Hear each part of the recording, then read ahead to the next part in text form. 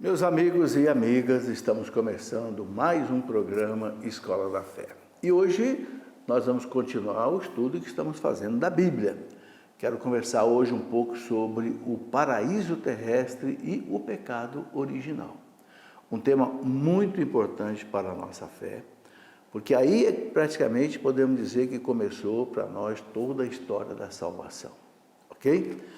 Mas antes vamos rezar, pedir a Deus a luz do Divino Espírito Santo. Em nome do Pai, do Filho e do Espírito Santo. Amém. Vinde, Espírito Santo. Enchei os corações dos vossos fiéis, acendei em nós o fogo do vosso amor. Enviai, Senhor, o teu Santo Espírito, e tudo será criado, renovareis a face da terra. Oremos. Ó Deus, que instruíste os corações dos vossos fiéis, com a luz do Espírito Santo, fazei que apreciemos retamente todas as coisas segundo o mesmo Espírito e gozamos sempre da sua consolação por Cristo nosso Senhor. Amém. E pedindo a intercessão indispensável de Nossa Senhora. Ave Maria, cheia de graça, o Senhor é convosco. Bendita sois vós entre as mulheres e bendito é o fruto do vosso ventre, Jesus. Santa Maria, Mãe de Deus, rogai por nós, pecadores, agora e na hora de nossa morte. Amém. Glória ao Pai, ao Filho e ao Espírito Santo, como era no princípio, agora e sempre. Amém. Em nome do Pai, do Filho e do Espírito Santo. Amém. Meus amigos e amigas, podem conversar conosco através do telefone 12 31 86 26 00. Temos também o e-mail do programa, que é escoladafé@cançãonova.com, né?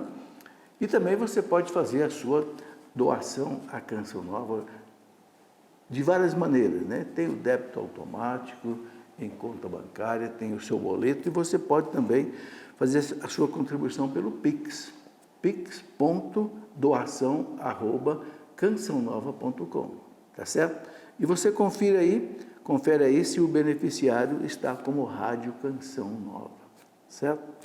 Bom, quero falar também do Clube Canção Nova, clube.cançãonova.com, né? É através dele aí que você pode fazer a sua contribuição também para a Canção Nova, né? Tem o atendimento pelo telefone que eu já falei aqui também, o 12 31 86 26 00, ok?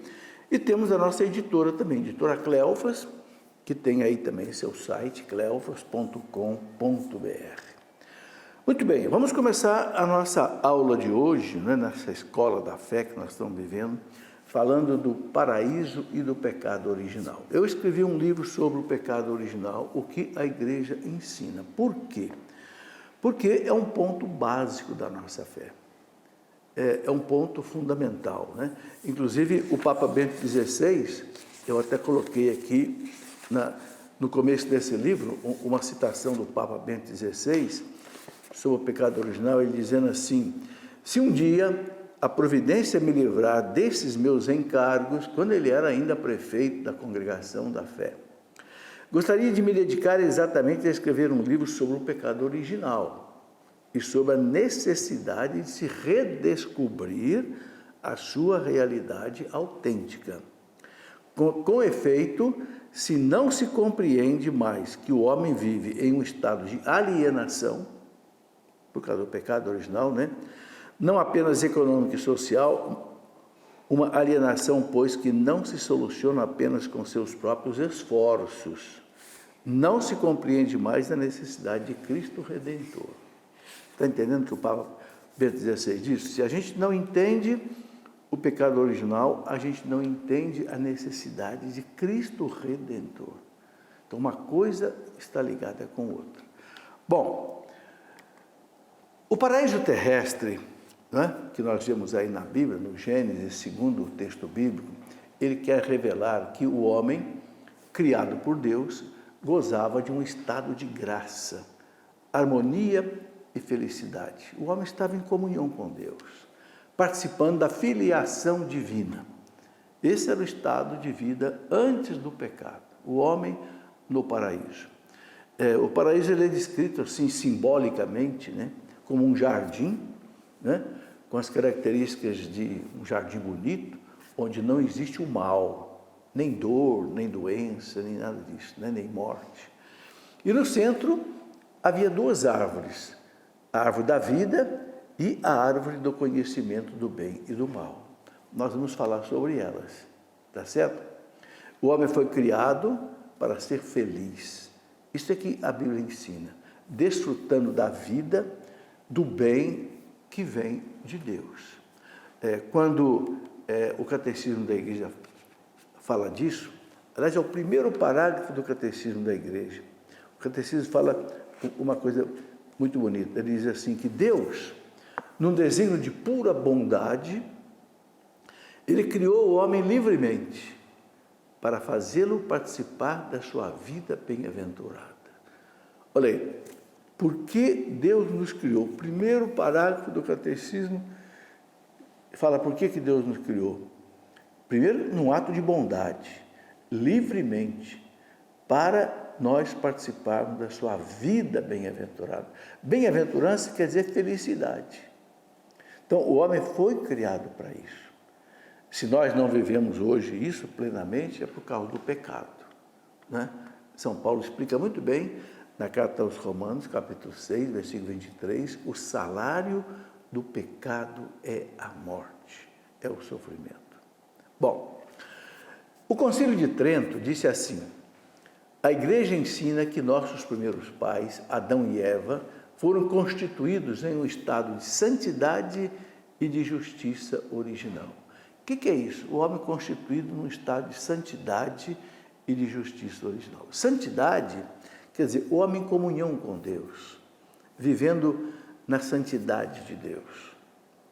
E justiça original significa o homem em equilíbrio, em harmonia com ele mesmo, com a natureza, com os animais, com a mulher e com Deus. Esse estado de justiça original, né? Os teólogos explicam isso. O homem tinha uma harmonia com ele. Não tem hoje esses traumas que nós temos, essas paixões desordenadas que às vezes lutam dentro de nós. Todas as formas de pecado, de vícios, né? Não tinha, né? E ele estava também em harmonia com o mundo. Os animais não eram agressivos, a natureza não era agressiva, né? Depois ele vivia também em harmonia com a mulher. Não havia os problemas que hoje existem entre homem e mulher, sobretudo no casamento. E o homem estava em harmonia também com Deus. Isso a Bíblia chama de justiça original. É exatamente o que o homem vai perder por causa do pecado original. O estado de santidade e o estado de justiça. Ok?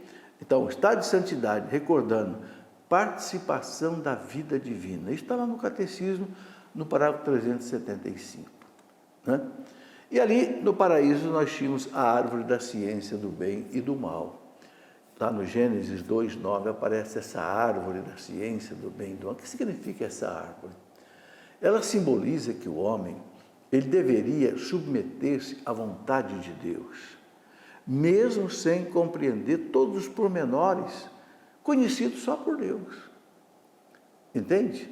Quando um pai dá uma ordem para um filho pequeno, o filho não entende as razões do pai, mas o filho tem que obedecer, não é? Assim também nós diante de Deus. Aquela árvore da ciência do bem e do mal, que o homem não deveria nem tocar, nem comer da sua fruta, simbolizava o quê? A desobediência. Simbolizava a não aceitação da vontade de Deus. E a árvore da vida simboliza o dom da imortalidade, que é um dom de Deus, que Deus tinha dado ao homem, não é? O homem foi criado para a imortalidade, diz o livro da sabedoria. Então, essa imortalidade, que é um dom de Deus, ele perdeu a imortalidade, por isso não tem direito de tocar na árvore da vida. Então, o livro do Gênesis diz que, depois do pecado original, Deus colocou lá, né, um querubim na porta do paraíso, tudo é simbólico, né? Para que o homem não entrasse para comer do fruto da árvore da vida, ou seja, ele perdeu a imortalidade por causa do pecado. Então, ele não vai poder recuperar a imortalidade enquanto não passar por toda a redenção que Jesus Cristo vai trazer, né? E é muito interessante que o livro do Gênesis, né, no capítulo 2, no versículo 17, Deus avisou para o homem e a mulher: não comas do fruto da árvore da ciência do bem e do mal, porque no dia em que dele comerdes, morrerás certamente. Veja, Deus avisou: não toquem nessa árvore, nem comam do seu fruto, porque senão vocês vão morrer. Vocês vão perder a imortalidade. Ou seja, é a consequência do pecado, né? Essa árvore do conhecimento do bem e do mal, ela significa também que Deus permite a possibilidade do mal em virtude de um bem maior. Por que Deus permitiu que o homem e a mulher comessem dessa fruta, que era proibida? Bom, a igreja diz que significa que Deus permite a possibilidade do mal, né? Em virtude de um bem até maior, a liberdade que faz o homem a sua imagem, a sua semelhança. Porque se Deus, isso aqui é um aspecto importantíssimo de nós entendermos, aquilo que mais nos faz imagem de Deus é a liberdade. Deus não poderia permitir que o homem não pecasse, porque senão ele tirava a liberdade do homem. Você entendeu? Deus não queria criar um robô, Deus não queria criar um drone que você controla aí com um aparelho digital. Não, Deus quis criar o homem livre, a ponto do homem ser tentado pelo mal e dizer não ao mal. Não, eu quero Deus, não quero o mal. E todos nós passamos por essa prova. Quando é que Deus nos prova se realmente a gente o ama? Quando a gente é tentado, provocado pelo mal, e a gente diz não ao mal. Com a força da fé, com a força da oração, com a graça de Deus, com a força de Jesus Cristo, a gente diz não. Agora, o catecismo diz uma coisa, né? Deus, quando Ele permite o mal, Ele sabe do mal tirar um bem maior. E é fácil você entender, né? O maior mal que houve na história da humanidade, qual foi? A morte de Cristo na cruz. Não teve mal maior do que esse. No entanto, daí surgiu o maior bem para toda a humanidade, que foi a salvação da humanidade, né? Então Deus não quis, eu repito, é muito importante entender isso, Deus não quis o homem como um robô, ou um marionete, um teleguiado, não. Deus não impediu o primeiro homem de pecar, explica São Tomás de Aquino, porque Deus permite os males para obter deles até um bem maior. São Tomás de Aquino. E o próprio Santo Agostinho repete isso com outras palavras, né? Santo Agostinho diz: se Deus não soubesse do mal tirar o bem, Ele nunca permitiria o mal de acontecer. Então Deus, na sabedoria dele, uma coisa que nós não entendemos bem, Ele tem esses caminhos que para nós são insondáveis. Através da sua razão, da liberdade, da consciência, né? O homem pode descobrir e discernir o que é bom e o que é mal. Mas o homem não pode querer ser o senhor do bem e do mal. Aí é que está o querer comer aquela fruta proibida. O homem quer ser o senhor do bem e do mal. Ele não quer obedecer a Deus. Ele quer fazer as suas leis. Não é o que acontece hoje, não é? Hoje o homem, ele não quer viver os mandamentos de Deus. Ele quer fazer os próprios mandamentos, né? Como dizia aquele rei francês, né? L'État c'est moi. O Estado sou eu. Quem manda sou eu, né? Dostoiévski, aquele russo maravilhoso, né?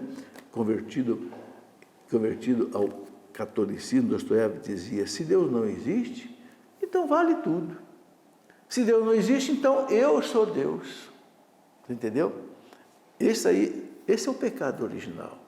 É o homem não se submeter a Deus. Não é o que acontece hoje. O homem querendo ocupar o lugar de Deus, querendo mudar o que é o casamento, querendo mudar tantas coisas hoje na vida contra a lei de Deus. É isso aí, né? O Papa São João Paulo II, ele disse uma vez o seguinte: a árvore do conhecimento do bem e do mal deveria expressar e constantemente recordar ao homem o limite intransponível para um ser criado.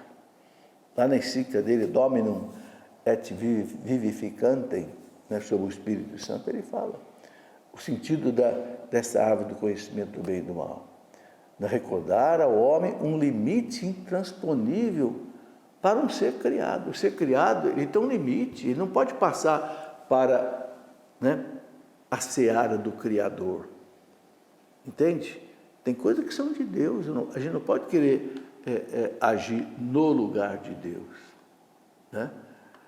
Então, de tudo isso que a gente já disse aqui, a gente tira a seguinte conclusão: a gente não deve procurar na Bíblia o lugar do paraíso na terra. Tem gente que fica, não, foi lá no Oriente, foi na África, foi na... Não.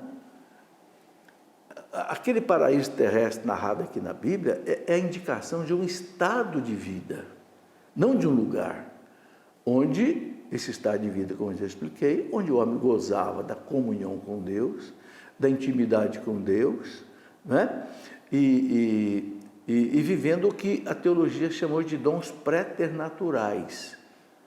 Já falei daquela harmonia do homem com ele mesmo, ou harmonia com a natureza, harmonia com a mulher, harmonia com Deus. Os teólogos falam desses dons préternaturais que o homem tinha antes do pecado original. Quais são? Bom, primeiro, a imortalidade.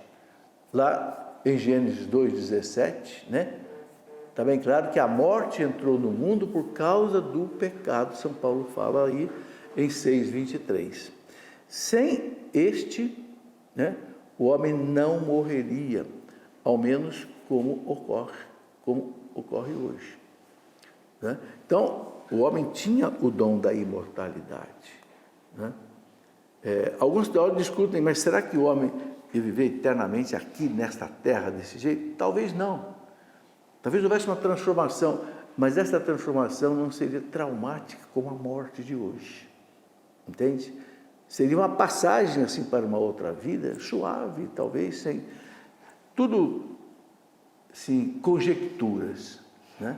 Bom, Deus criou o homem para a imortalidade, diz, né, o livro da sabedoria, capítulo 2, versículo 23 e 24. Deus criou o homem para a imortalidade. É por causa da inveja do demônio que a morte entrou no mundo. Olha que coisa fortíssima, né? O demônio foi ao paraíso, nesse lugar do homem da harmonia com Deus, para tentar o homem e a mulher, exatamente para quê? Porque eles perdessem o que ele já tinha perdido, né? Essa amizade com Deus, o amor de Deus. Então, para que o homem perdesse a imortalidade, né? Não é à toa que Jesus diz lá no Evangelho de São João, né, capítulo 8, versículo 44, o demônio é homicida desde o início. Homicida quer dizer aquele que mata, né? Desde o início, mentiroso e pai da mentira. Jesus fala que ele vem para roubar, matar e destruir. Então, olha aí uma coisa importante da gente entender: por inveja do demônio que a morte entrou no mundo. Por isso que Santo Agostinho diz que a inveja é um pecado diabólico. Existe muita inveja no mundo, né? Existe inveja até entre irmãos, às vezes entre marido e mulher. Foi por inveja que mataram Jesus. Sim, os fariseus, doutores da lei, saduceus, levaram Jesus à morte por inveja, diz o evangelista São Mateus. É por inveja que os irmãos de José venderam José para o Egito. E assim por diante, né? A gente encontra tanta coisa. Caim matou Abel por inveja. Veja, é triste, né? Bom, o nosso catecismo, lá no parágrafo 376, diz assim, isso é muito importante: enquanto permanecesse na intimidade divina, o homem não devia nem morrer e nem sofrer. Está aí a questão da imortalidade. O nosso catecismo fala com todas as letras, parágrafo 376. Enquanto permanecesse na intimidade divina, o homem não deveria nem morrer nem sofrer. Por quê? Porque a intimidade divina é que dá ao homem a imortalidade e dá a ele o não sofrer. Bom, mas como o homem perdeu essa imortalidade, aconteceu tudo isso. Bom, o segundo dom préternatural que o homem tinha antes do pecado era chamada impassibilidade, ou seja, ausência de sofrimento, né? Porque o sofrimento é consequência do pecado, como diz São Paulo. O salário do pecado é a morte. Então, esse era um outro dom préternatural. Terceiro, a integridade. O que é a integridade? O homem estaria livre da concupiscência da carne. Ou seja, essa tendência ao pecado que hoje nós sentimos. Quem é que não sente? A tendência à soberba, ao orgulho, à vaidade, à ganância, à impureza, à gula, à ira, à inveja, preguiça, o que eles chamam de pecados capitais. Quem que não sente isso? Então, a integridade que o homem tinha antes do pecado original é exatamente não ter essa tendência que ele tem hoje. Como eu falei, essas paixões desordenadas que lutam dentro dos homens, né? Ou seja, os nossos instintos, eles estavam submetidos à razão e à fé. Hoje, a coisa se desordenou. Hoje, né, o instinto não obedece mais à razão e não obedece à fé. Né? A gente tem 3 níveis, o homem organizado, né? O nível físico, o nível racional e o nível espiritual. O homem de pé é um homem assim, que tem esses 3 níveis. Quando isso se inverte pela desordem, aí entra, né, o pecado. O quarto dom préternatural era a chamada ciência moral ou infusa, que tornava o casal apto a assumir as suas responsabilidades diante de Deus, sem dificuldade, sem ignorância, conhecendo perfeitamente a vontade de Deus. Bom, o escritor sagrado, ele quis simbolizar o demônio, que aparece ali para Eva, né? Figura da serpente. Por quê? Porque na antiguidade a serpente era o símbolo dos homens maus.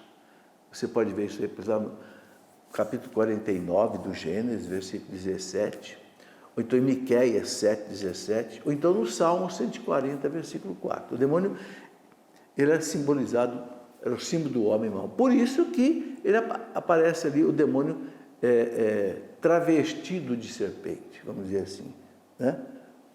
Por causa da sua maldade. Então, não é preciso a gente acreditar que a mulher viu, conversou com uma serpente. Não, aquilo é simbólico. O que ocorreu foi a nível interior, no coração de Eva, no pensamento, como acontece com a gente também. Ninguém de nós vê o demônio que está nos tentando. Você vê o demônio que está te tentando? Não, mas você sente a tentação quando você quer fazer alguma coisa errada. Entende? É o mesmo jeito que nós somos tentados. Esse comer da fruta proibida significa que o homem e a mulher, né, tentados, então desobedeceram a Deus. Não aceitaram o modelo de vida que Deus os havia dado. Quiseram ser como Deus, sem Deus. Não foi essa a tentação que a Eva recebeu da serpente? O quê? Esse Deus é maldoso. Ele sabe que o dia que vocês comerem dessa fruta, seus olhos vão se abrir, vocês vão ser como deuses. Olha a tentação aí. É a tentação do homem hoje. O homem quer ser como Deus. O que pregaram os grandes filósofos ateus? Aí do século passado, século XIX, século XVIII, seu Nietzsche, a morte de Deus. Deus morreu, não existe Deus. O homem é o super-homem. Então Nietzsche pregava o homem como um super-homem, né? E aí veio todos os outros filósofos ateus, um Jean-Paul Sartre, um José Saramago, português, né? Schopenhauer, Marcuse. Marcuse dizia: o homem é a medida de todas as coisas, ou seja, está acima de Deus. É isso a essência do pecado original, né? E a raiz dele foi exatamente a soberba, né? A soberba. O homem e a mulher quiseram ser como Deus, né? Está lá no dia em que comerdes, os vossos olhos se abrirão e vocês vão ser como Deus, versados no bem e no mal, disse a serpente para Eva. Vocês vão ser versados. O que é ser versado no bem e no mal? Vocês vão ser os juízes do bem e do mal. Não é mais Deus que vai dizer para nós o que é o bem. Não, eu vou decidir. Isso é que o Papa Bento XVI chamava de ditadura do relativismo. Não existe mais a verdade. Eu escolho a minha verdade, você escolhe a sua, o outro escolhe a ele. Então, resultado, não existe mais a verdade. Se cada um escolhe a sua, qual que é a verdade? A partir do relativismo religioso, a gente destrói a verdade na raiz. E aí, meus irmãos, quando você não tem mais a verdade, você tem um caos. Você tem a desordem completa. Porque Jesus diz: a verdade vos libertará. O nosso catecismo, na página, no número 851, o nosso catecismo diz assim: a salvação está na verdade. A salvação, quer dizer, a partir do momento que se destruiu a verdade, se destruiu tudo. Certo? Muito bem, vamos para o nosso intervalo. A gente volta daqui a pouquinho para continuar nossa conversa. Meus caros amigos e amigas, já estamos de volta aqui com a nossa Escola da Fé. É uma alegria a gente trazer a você esse conhecimento bíblico, né? Aonde que eu me baseio para preparar essas aulas? Gostaria de falar para vocês, né? Existe um manual muito bom que explica a Bíblia inteira. Chama-se Comentário Bíblico. São 3 volumes, é da editora Loyola, muito bom. Eu uso muito isso daqui. Uso também as boas Bíblias, como, por exemplo, a Bíblia de Jerusalém, que tem explicações muito boas no rodapé, e outras Bíblias, né? CNBB, etc. E uso um manual também muito bom. Ele é em espanhol, é da Faculdade de Navarra de Teologia, do Opus Dei, na Espanha. É um manual fantástico que explica a Bíblia do Gênesis ao Apocalipse. Então, é dessas fontes todas que eu preparo aqui essas aulas. Vocês terem segurança de que eu não tiro nada da minha cabeça. Claro, eu uso também muito, né, toda a sabedoria de D. Estevão Bittencourt. Eu fiz os cursos de teologia com ele, né? Então, o objetivo é ajudá-los a compreender essas coisas, né? Mas eu espero, inclusive, que vocês retornem, né, para mim. O que vocês estão achando? O que você está entendendo, se não está entendendo, se está bom, se não está bom, tá bem? Bom, nós estamos hoje conversando sobre o pecado original. Quem quiser aprofundar, saber o que os santos padres da igreja disseram, Santo Agostinho, Santo Tomás de Aquino, Santo Anselmo, Santo Ambrósio, né? Um estudo profundo do pecado original, você pode ler esse livro, né? Uma coisa muito interessante que o Catecismo da Igreja diz, né, eu gosto de chamar a atenção, é que se a gente negar o pecado original, a gente nega a necessidade da redenção de Jesus Cristo. Houve na história da Igreja uma heresia, né, o pelagianismo, um monge chamado Pelágio, que negava o pecado original. Santo Agostinho foi o grande combatente, né? E fez a coisa chegar até o Papa, né? E o Papa, na época, Inocêncio I, condenou realmente o pelagianismo, né? E, então, a gente vê essas colocações muito importantes no próprio Catecismo da Igreja. Então, eu gosto de chamar a atenção também para isso, porque é o texto de referência para nós, né? Bom, continuando aqui a nossa conversa, então, o pecado original foi o primeiro pecado do homem, né? São Paulo fala dele na Carta aos Romanos, capítulo 5, versículo 19. Né? Por um só homem entrou o pecado no mundo e pelo pecado entrou a morte. Assim como por um homem entrou a salvação, Jesus Cristo. E com a salvação entrou a ressurreição.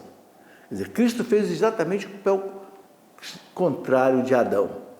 Adão levou a humanidade para a morte, Cristo vai trazer a humanidade de novo para a vida. E teve que pagar com a sua vida para isso, né? Bom, então, desse primeiro pecado, né? Daí em diante, todo o pecado, então, será uma desobediência a Deus e uma falta de confiança na sua bondade. Essa é a característica do pecado. Então, a soberba é o pecado do espírito. É o único pecado que os anjos e os primeiros homens podiam cometer, já que não estavam sujeitos aos desregramentos das paixões, como a gente viu. Mas a soberba, o homem e os anjos podiam pecar. Foi exatamente onde o homem e o anjo caiu. Por isso que os santos doutores da igreja dizem que o pior pecado é o pecado da soberba. Achar que eu sou o bom, melhor do que os outros, eu sei tudo, né? Olha, os santos dizem, se a gente não for humilde, a gente não se salva. Isso é muito sério, porque o oposto da soberba é a humildade, né? Eu até, meditando muito sobre isso, lendo muito, eu escrevi um livro, A Humildade, a Raiz da Santidade. Porque é da raiz da planta que vem toda a seiva para a planta. Não existe planta sem raiz. Só que a raiz não aparece. A raiz não recebe aplauso. Quem que recebe aplauso? Os frutos, as flores, as folhas bonitas. A raiz está enterrada. Mas é ela que sustenta. Entenderam? Todos os santos foram humildes. Cristo salvou a humanidade pela humildade. Nossa Senhora salvou pela humildade. Então está aí. A gente tem que entender isso. O pecado original foi um pecado de soberba, né? Não houve pecado sexual. Alguns falam, mas será que foi pecado? Não foi. O pecado sexual só apareceu depois do pecado original, como uma consequência, não antes. Veja, Adão e Eva viviam na inocência.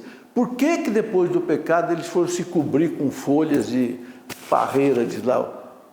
Por quê? Porque aí entrou a libido, que não existia.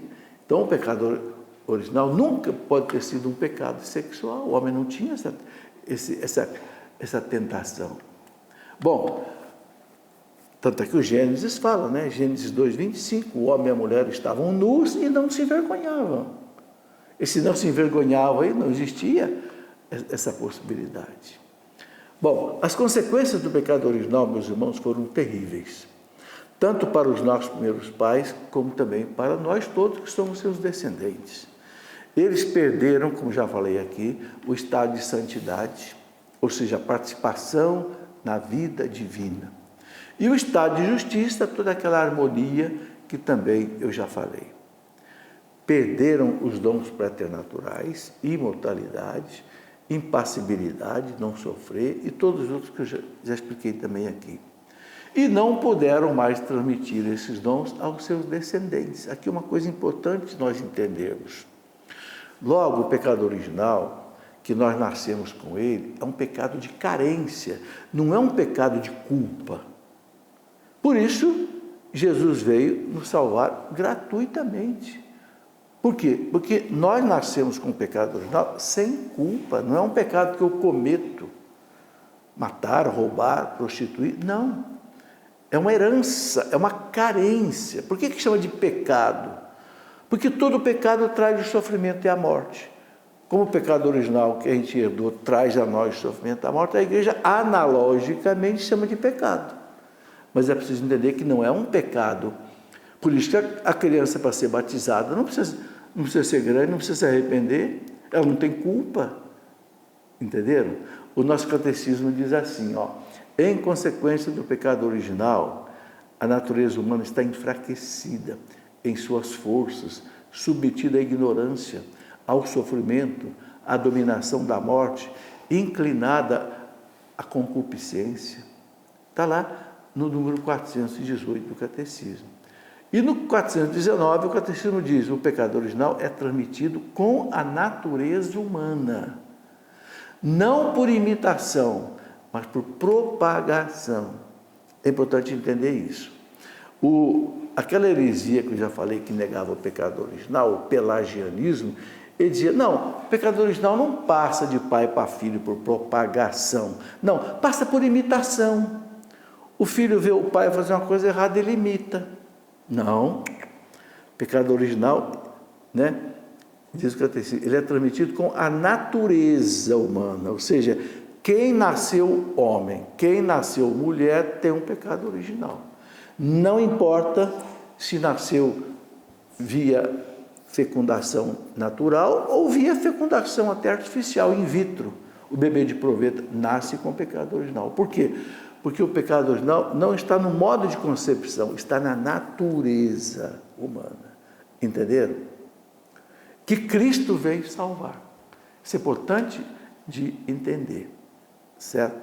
Só não teve o pecado original Nossa Senhora. Só Nossa Senhora, nem São José e nem outro santo nenhum. Por quê? Porque, como o Papa proclamou no dogma, né, da Imaculada Conceição, 1854, o Papa Pio IX, na bula maravilhosa, Inefabilis Deus, o Papa diz, pelos méritos da morte do seu filho na cruz, ela foi preservada do pecado original. Mas ela também foi salva por Jesus. Nossa Senhora também foi salva por Jesus, só que foi salva antes do pecado atingi-la. É bonito entender isso. Nós fomos salvos do pecado original pelo batismo. O pecado nos atingiu e nós fomos curados dele. Maria não. Maria foi como que vacinada pelo pecado original. Muita gente não pegou o Covid, graças a Deus. Por quê? Porque foi vacinado. Ou porque teve uma outra defesa aí. Pode ser de alimentação, pode ser de outros remédios, entendeu? Então a gente pode ficar curado antes ou depois. Nossa Senhora foi a única que foi preservada. Bom, como eu já falei, o pecado ele causou também essa desarmonia do mundo em que o homem vive, né? E ele é seu Senhor. Deus submeteu o mundo ao homem. Quando o homem pecou, o mundo também estremeceu, né? Tendo se rebelado contra Deus, né? Deus disse para o Adão, porque ouviste a voz da tua mulher e comeste do fruto da árvore que eu te havia proibido comer, maldita seja a terra por tua causa. Olha aí, olha o que Deus disse para Adão, a terra se tornou maldita por tua causa. Deus disse para Adão, Adão, né? Agora você vai tirar da terra, com trabalhos penosos, o teu sustento, todos os dias da tua vida. Ela te produzirá espinhos e abrolhos, e tu comerás a erva da terra. Ou seja, comerás o teu pão com o suor do teu rosto, até que voltes à terra de que foste tirado, porque és pó, e pó te hás de tornar. Está lá no Gênesis 3, 17 até 19. Ou seja, não era para o homem ter que tirar da terra o sustento com o suor do teu rosto. Hoje o homem trabalha de sol a sol, na lavoura, né? Por mais sofisticado que sejam os meios de produção hoje, com tratores modernos, com tudo, mas o homem tem que estar ali o dia inteiro. E quantos estão ainda na enxada, né? Arando as suas terras? Por quê? Porque a natureza também sofreu. Por isso que São Paulo fala, na carta aos Romanos, né? Que a natureza geme como que em dores de parto, aguardando a libertação dos filhos de Deus. Quando nós formos libertados da morte, o que diz lá o Apocalipse? Haverá novos céus e nova terra. Nova terra. Como é que vai ser essa nova terra? Ninguém sabe explicar, né? O Catecismo fala no parágrafo 1047 que a terra não vai acabar, desaparecer. Não, o mundo será transformado. Confere aí, parágrafo 1047. Haverá uma transformação, que a igreja sabe que, a igreja diz no parágrafo 1047 que ela não sabe nem como e nem quando. Que isso vai ser quando Cristo voltar, né? Bom, meus amigos, mas Deus promete a salvação. ao dizer ao demônio, né, que ele vai rastejar e comer o pó da terra e ter a cabeça esmagada pela mulher. Aí nós temos o proto-evangelho, o primeiro evangelho. Porém, ódio entre ti e a mulher, entre a tua descendência e a dela. Esta te ferirá a cabeça e tu lhe ferirás o calcanhar. Os santos da igreja chamam disso de proto-evangelho. Proto quer dizer primeiro. É o Gênesis 3,15. Né? O autor sagrado, ele quis dizer que o demônio é um lutador já vencido. Embora possa maltratar os filhos de Deus ao longo da história, mas já está decretada a sua derrota. Né? A mulher vai esmagar a sua cabeça. Através de quem? Do seu filho, que é Jesus.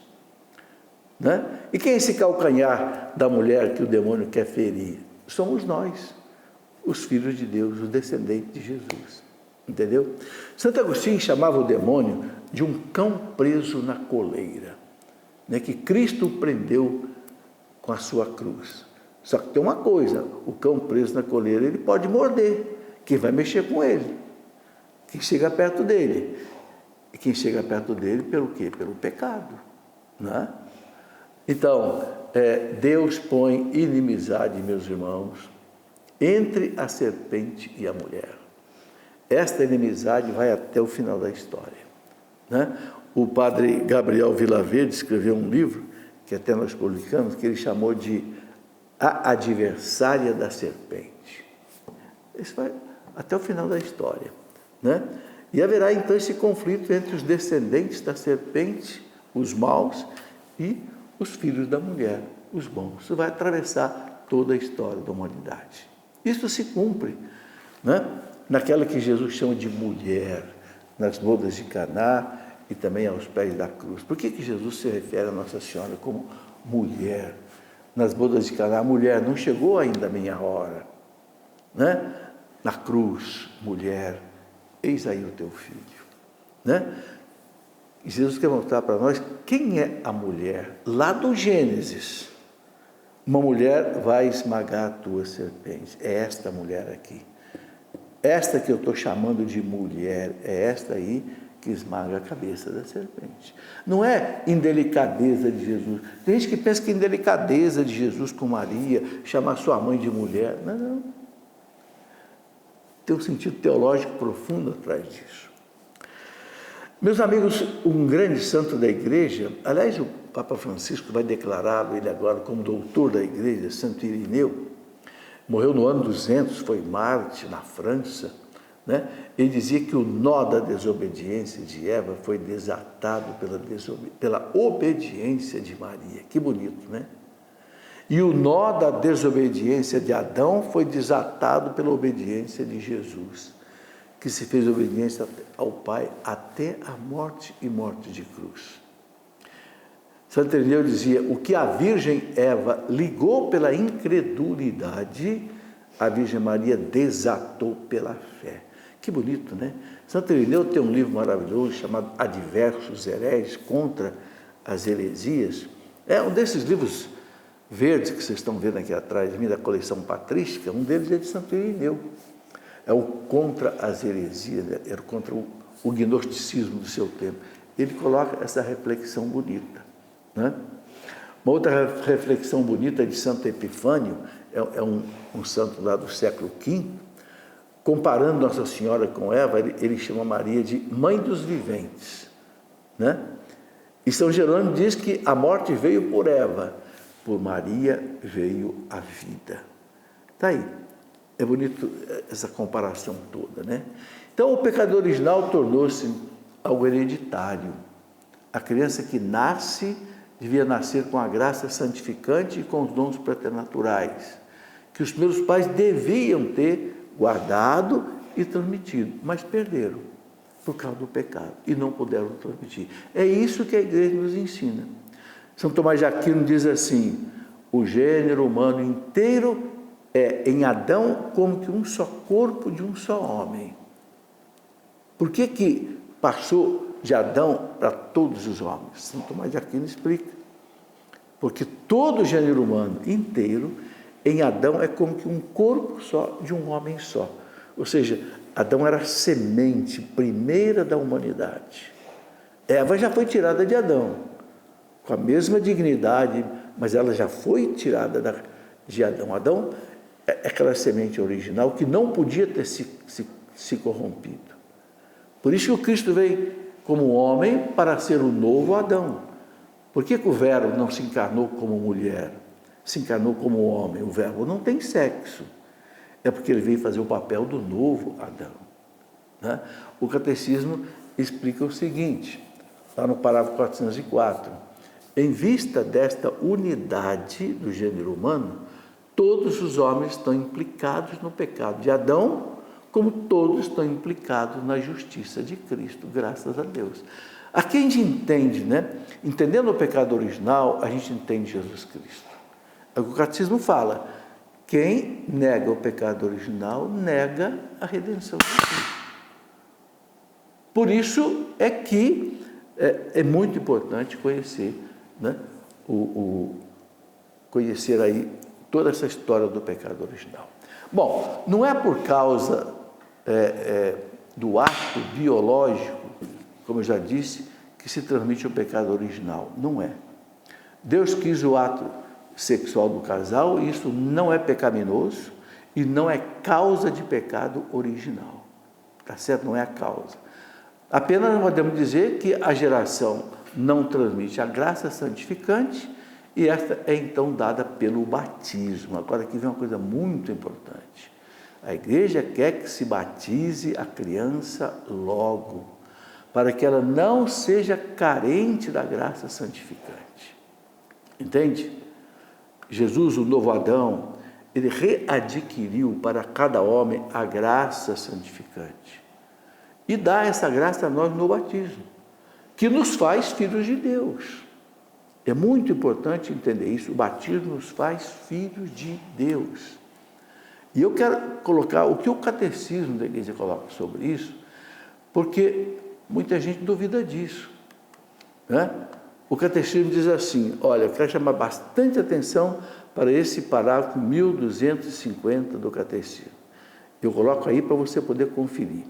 Olha o que a igreja diz. A igreja e os pais privariam então a criança da graça inestimável de tornar-se filho de Deus, se não lhe conferisse o batismo pouco depois do nascimento. Está entendendo? A igreja responsabiliza os pais, né? E a igreja, né, privaria uma criança da graça inestimável de tornar-se filho de Deus, se não lhe conferisse o batismo pouco depois do nascimento. Eu me lembro que antigamente, quando eu era criança, a igreja dava indulgência plenária para os pais que batizassem o filho no mesmo dia do batismo, no mesmo dia do nascimento. Então tinha criança que era batizada na maternidade, para que os pais ganharam indulgência plenária. Olha que ponto, né? Então, não tem essa questão de querer explicar, querer esperar a criança crescer. Olha o que diz o mesmo Catecismo, 1270. Tornados filhos de Deus pela regeneração batismal. Tornados filhos de Deus pela regeneração batismal. Então, alguém pergunta assim, mas então uma criança que não é batizada não é filho de Deus? O catecismo está dizendo que não. Claro que é filho de Deus pela natureza, mas não é filho de Deus pela graça. Você entendeu? Ou seja, pela participação no corpo de Cristo. Porque o que o batismo faz? Insere a pessoa no Cristo, no corpo de Cristo. Aí ele passa a ser filho pelo filho, filho adotivo. Mas é o batismo que faz isso. E por que o batismo faz isso? Porque no batismo se aplica à criança ou adulto a morte e a ressurreição de Cristo. São Paulo fala, né, na carta aos Romanos, ou não sabeis que aquele que é batizado participa da morte e da ressurreição de Cristo. Então, o que o batismo faz, meus irmãos, é fazer você morrer nas mãos das trevas e você ressuscitar nas mãos de Deus. É isto. Então, por que esperar agora? Vou esperar crescer para decidir se ele quer ser batizado ou não. Eu pergunto, você espera seu filho crescer para perguntar para ele se ele vai tomar vacina?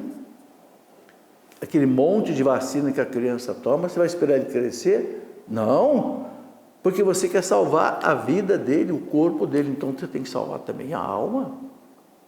Entende? É isso que a igreja nos ensina desde o primeiro século. Eu quero relembrar aqui o parágrafo 389 do Catecismo, porque isso aqui, para mim, ele sintetiza bem a questão. A igreja que tem o senso de Cristo, o senso de Cristo quer dizer o sentir de Cristo, sabe perfeitamente que não pode atentar contra a revelação do pecado original, sem atentar contra o mistério de Cristo. Está entendendo? Quem atenta contra o pecado, ele fala a revelação do pecado original. Revelação quer dizer, foi Deus quem revelou. Não é o homem que inventou, não é o homem que descobriu, não. Deus revelou, está na palavra de Deus. Então, quem atenta contra o pecado original, ele atenta contra o mistério de Cristo. E eu estou alertando isso, sabe por quê? Dom Estevão Bittencourt, na sua revista Pergunte e Responderemos, que ele escreveu durante 50 anos, Dom Estevão Bittencourt, ele analisava muitos livros que ele recebia. E ele publicou uns 30 artigos na sua revista ao longo do tempo. Eu sei porque eu tenho todas as revistas dele. Ele publicou uns 30 artigos apontando erros de livros católicos com relação ao pecado original. Então, é algo perigoso, né? Bom, concluindo a nossa conversa de hoje, o Papa João Paulo II dizia que a análise do pecado original em sua dimensão original indica que, por parte, o pai da mentira, ao longo da história da humanidade, será uma constante pressão por parte do homem para rejeitar a Deus, né, até ao ódio, né? Como diz Santo Agostinho, amor por si mesmo até o desprezo de Deus, né? Lá na Cidade de Deus ele fala isso. Então, o amor a Deus até o desprezo de si mesmo. O homem tenderá a ver em Deus, acima de tudo, a sua própria limitação, e não a fonte da sua libertação e a plenitude do bem. Ok? Então, como ele disse lá na Domino et Vivificante, no 38, né? Vemos isso confirmado em nossos dias, em que ideologias ateias tentam erradicar a religião. Aí, é o que hoje a gente percebe que acontece. Muito bem, meus amigos, ficamos por aqui. Um grande abraço a todos. Quero pedir aos diáconos e sacerdotes que nos deem a sua bênção. A nossa proteção está no nome do Senhor que fez o céu e a terra. Em nome do Pai, e do Filho e do Espírito Santo. Amém.